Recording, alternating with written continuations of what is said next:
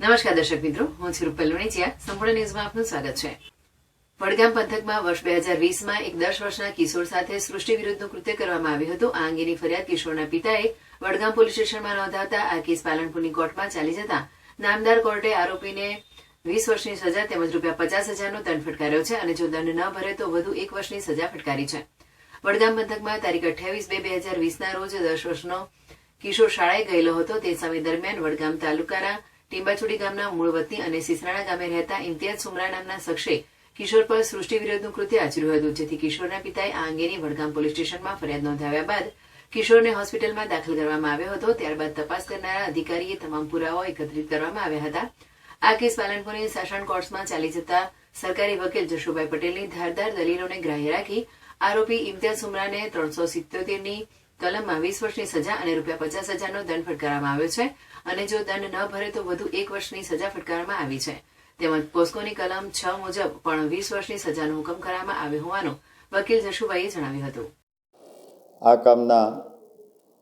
આ કામે વડગામ પોલીસ સ્ટેશનમાં એક બાળક સ્કૂલમાં ગયેલ હતું, ત્યારે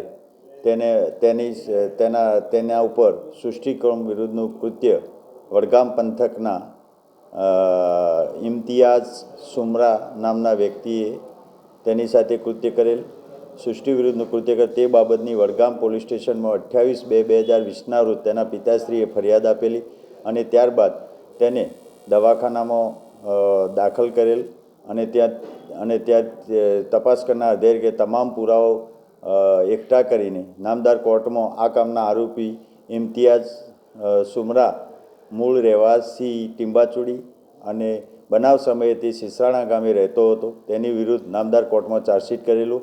ચાર્જશીટ કર્યા બાદ આ કામના આરોપી વિરુદ્ધ ચાર્જ ફરવામાં આવેલો અને તમામ પુરાવો, મેડિકલ પુરાવા, ફરિયાદીની જુબાની, ભોગ બનનારની જુબાની અને મેડિકલ એવિડન્સને ધ્યાને લઈ નામદાર કોર્ટે આ કામના આરોપીને કલમ 377માં 20 વર્ષની સજા અને $50,000નો દંડ કરેલ છે. જો 50,000 દંડ ન ભરે તો 1 વર્ષની વધુ કેદની સજા કરેલ છે અને પોક્સો કલમ 6 મુજબ પણ તેને 20 વર્ષની સજા કરેલ છે.